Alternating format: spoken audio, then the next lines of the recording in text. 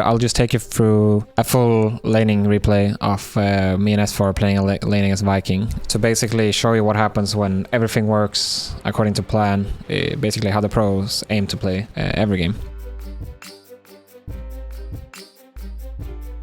So here I'm playing Phoenix with Axe against Ursa and Wyvern.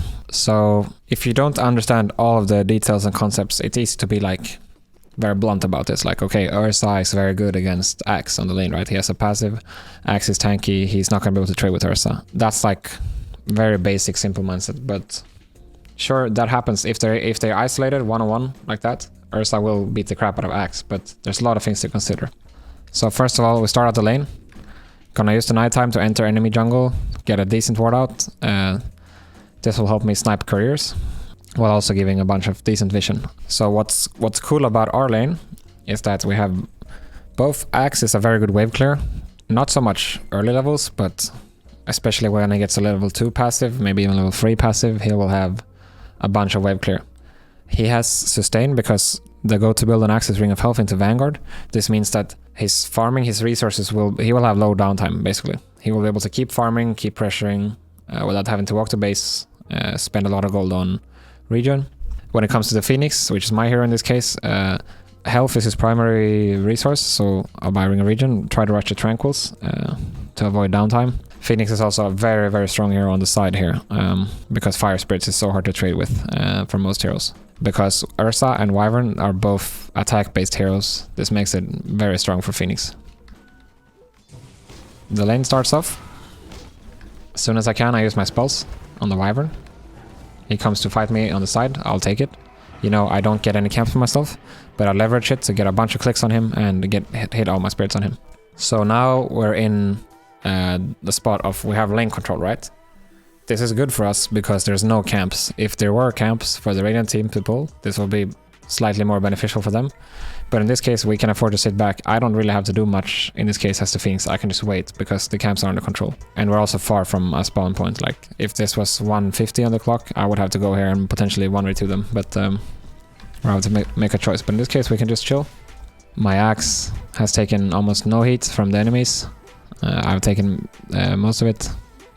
Axe is level 2, which means he can start pushing if he wants to.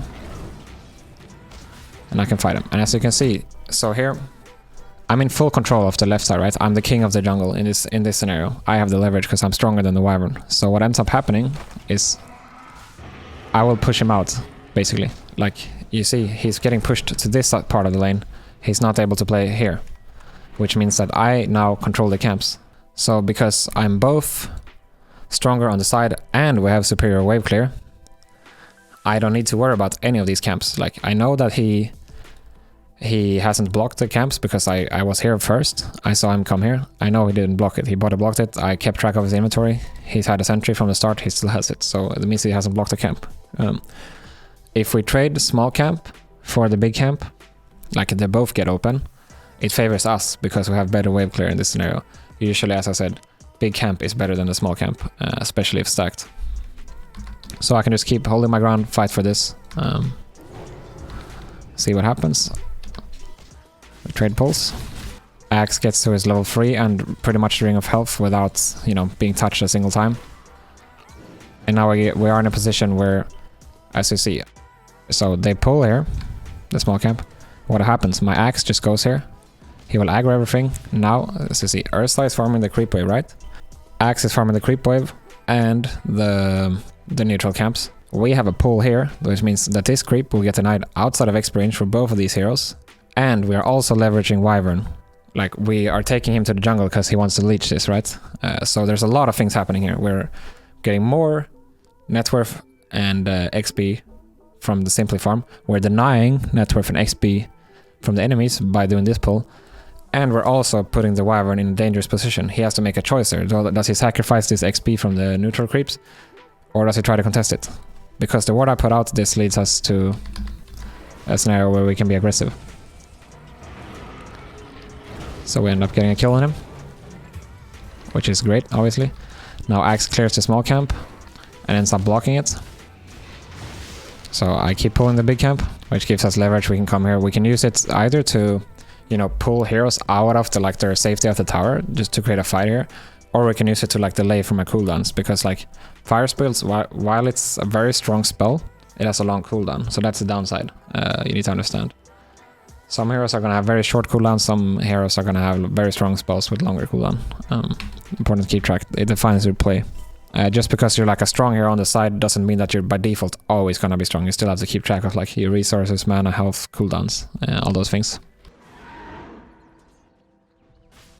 So here is what I would call like the sticky situation, or like you feel like something goes wrong almost here. So what I could do here as a Phoenix, I could try to fight for the small camp. I could go here, potentially put myself at risk of dying, you know, fighting the Ursa and the Wyvern, but because I have the axe with high wave clear, I don't need to do that. I can just let them have the small camp, and if they end up pulling it, as we saw before, axe will just go farm it. So here I'm about to, I use all my resources, and yeah, basically try to use everything I got, and then run to base. This means that, you know, now the Wyvern has cooldown on his Arctic Burn, they can't really pressure axe the same way, the way he's pushing in our favor, which makes it even harder for him to pressure him while I'm gone. He's basically gonna be able to stay here no problem while I'm gone. Also I have boots, almost a tranquil, so, you know, this basically lets me get my own game going while also helping my axe, instead of like buying clarity, salves, tangos, things like this. So now axe has his Vanguard. This can change how you play a bit, like even he can go behind the tower, right? Now he's actually gonna do the thing that like I warned their lane about doing. Like, this is pretty nice for him. Like, he understands that it's hard to pressure an Ursa, especially with a Wyvern. He's gonna have Cold Embrace. But what you can do is try to out maximize them, like be more efficient. So what he'll do is start farming neutrals and lane. This gives me freedom at this point. So what I can do is I can, so in this case I choose to try to pressure the Ursa. But I could go for stacks here, or go for rune.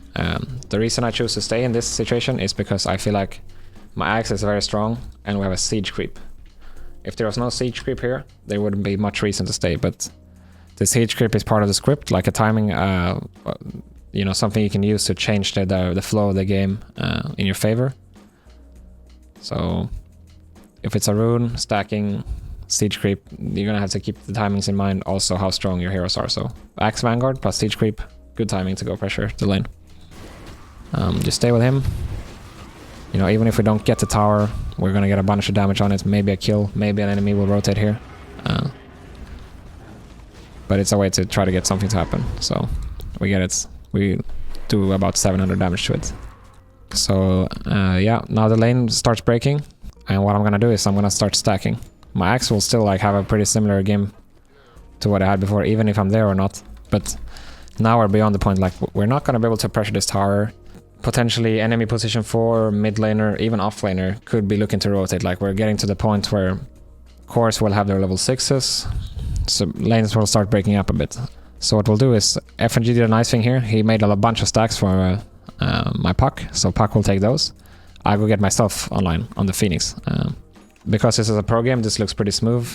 You cannot always guarantee this will happen in a pub game, because, you know, mid laners need to have their game be smooth and effective, right? So he has stacks, which is nice for him. If he doesn't have stacks, chances are he will not leave the lane. So what is happening, if we go back to our lane a bit, like, my axe has not spent any gold on regen this game, apart from the starting gold. He has his Vanguard. It's just like a scaling item. Same thing for me. So my net worth is significantly higher than the Wyvern. He's slightly above the Ursa. But even if the Ursa free farms now, because of the key item like the Vanguard and the passive, the way axe works, he can start farming stacks. So even if we're not winning the lane, like the frame of the lane in the picture that we can see, like if we're winning this part of the map, like this, because the lane is not only about the creeps that are happening here.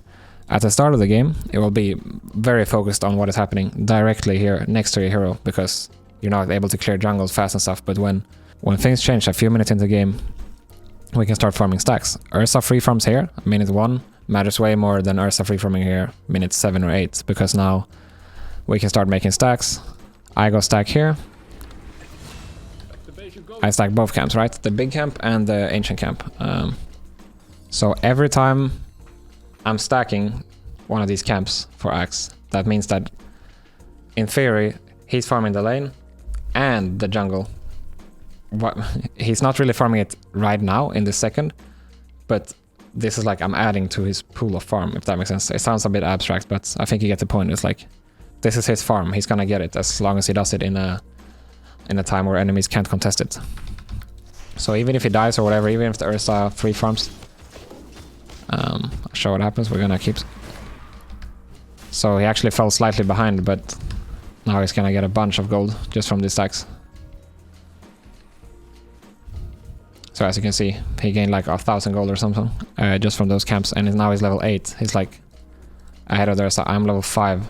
The Wyvern is level 4. So notice how when I'm talking about these lanes and the contents and the replays, I'm not really focused on the timings of your last hits or like the mechanics of it, like, oh, you gotta fake attack this, or like combine last hits with your offlane and things like this, because what I can give you is the concepts. If you use them, you will inevitably be able to focus more on the technicalities, like the mechanics of playing, you know. If you know how to play football, you will how your team formation structure works, you can be more focused on, you know, shooting the right way or passing the right way, things like that. So your mechanics will come from playing a lot, but if you understand the concepts, you use them, you make a good plan, you will have a lot more mental power to focus on the small details.